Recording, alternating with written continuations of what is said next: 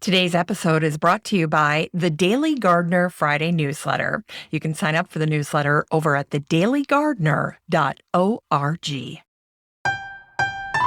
Hi there, and welcome to The Daily Gardener, a podcast featuring garden history and literature. I'm Jennifer Ebling, and today is February 7th.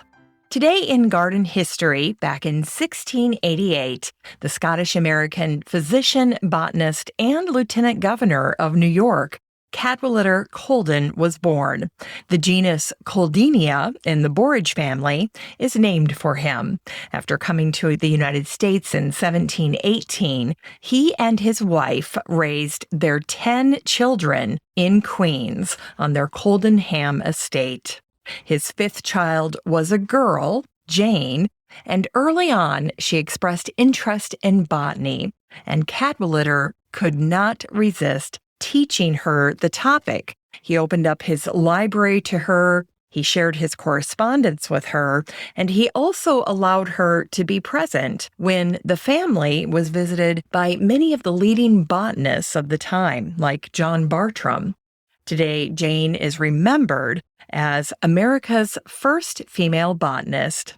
Cadwallader was so proud of Jane that he once wrote to a friend, "I have often thought that botany is an amusement which may be made greater to the ladies, who are often at a loss to fill up their time. I have a daughter with an inclination for natural philosophy or history, and I took the pains to explain to her Linnaeus's system and put it in English for her. She has grown very fond of the study. She does not understand Latin, but she has already written a pretty large volume in the description of plants." And today is also the birthday of Charles Dickens, who was born on this day in 1812. The English Victorian-era writer and social critic had a garden of his own that he called Gad's Hill Place. He walked it every day before sitting down to write. Charles's favorite flower was the Mrs. Pollock geranium, which debuted back in 1858. The bloom is considered a classic geranium. It was bred by the Scottish gardener and hybridist Peter Grieve. Charles loved geraniums. He grew them in his garden and in his conservatory, and he even wore them on his lapel. Charles's novels contain many garden references. In his book Hard Times, he wrote, "Facts alone are wanted in life. Plant nothing else and root out everything else." And here's an excerpt from his book called Bleak House.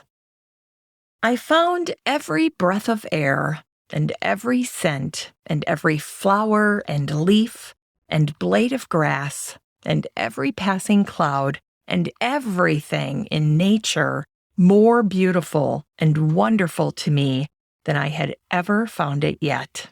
This was my first gain from my illness. How little I had lost when the wide world was so full of delight for me." And it was on this day in 1880 that the Swiss philosopher and poet Henri Frederic Amiel wrote these words in his journal, "Hoarfrost and fog, but the general aspect is bright and fairy-like, and has nothing in common with the gloom in Paris and London, of which the newspapers tell us. This silvery landscape has a dreamy grace, a fanciful charm, which is unknown both to the countries of the sun and to those of coal smoke.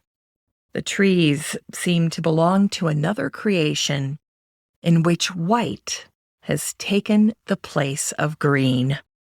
No harshness anywhere. All is velvet. My enchantment beguiled me out, both before and after dinner." It's time to grow that garden library with today's book, Green by Eula Maria. This book came out in 2020, and the subtitle is Simple Ideas for Small Outdoor Spaces. and Jason Ingram did a lovely job capturing beautiful images of these enchanting outdoor vignettes that were designed by Ula. Ula is a young landscape designer from Lithuania. She won the RHS Young Designer of the Year medal back in 2017. In her book, Green, Ula is determined to reveal a simple truth about dealing with outdoor spaces. And that is, as she likes to say, you don't have to be a plant guru to have a beautiful and functional outdoor space. There are styles and types of gardens to suit every individual. In this book, Ula focuses on outdoor spaces that are on the smaller side. Want to install a tiny oasis on the balcony of your apartment? No problem. Looking to add a touch of the Mediterranean to your garden space and incorporate more color and vibrancy into an outdoor dining room? Well, Ula has you covered. Ula shares some of her favorite plants, and she divides them into functional areas like plants that can be used for structure or for interest, etc. Stepping outside the comfort zone of your home and into the unknown of the outdoors may seem daunting at first, but remember that unlike interior spaces, even the best gardens are never truly finished and are often frayed around the edges, which is something that Ula embraces, saying, that's the beauty of nature. Eula's book is 176 pages of doable ideas and encouragement to get your creativity flowing regarding your 2022 outdoor spaces, whether they're around your home or out in the garden. You can get a copy of Green by Ula Maria and support the show using the Amazon link in today's show notes. And I saw that there were a few used copies going for around $4, but you'll need to act quickly if you want to get one at that price. Finally, here's a little botanic spark from Laura Ingalls Wilder to end the show today. She was born today, back in 1867. The writer Marta McDowell profiled Laura in one of her recent books, and she shed new light on Laura as a naturalist.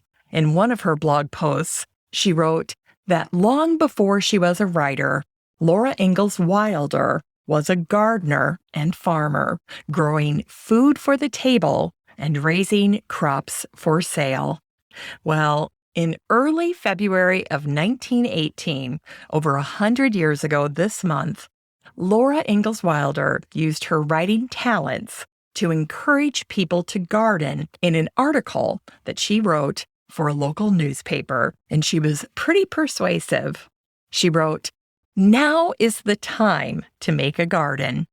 Anyone can be a successful gardener at this time of year, and I know of no pleasanter occupation these cold, snowy days than to sit warm and snug by the fire, making a garden with a pencil and a seed catalog. What perfect vegetables do we raise in that way? Best of all, there is not a bug or worm in the whole garden, and the work is so easily done." How near the real garden of summer approaches the ideal garden of our winter fancies depends upon how practically we dream and how hard we work. That's it for today's show. Just a reminder that you have a standing invitation to join the free Facebook group for listeners of the show. The next time you're on Facebook, just search for Daily Gardener Community, where you'd search for a friend and request to join. And if you'd like more of the Daily Gardener, you can subscribe to the newsletter over at thedailygardener.org, where you can also show your support for the show by donating to The Daily Gardener. This is Jennifer Ebling. Thanks for listening to The Daily Gardener. And remember, for a happy, healthy life, garden every day.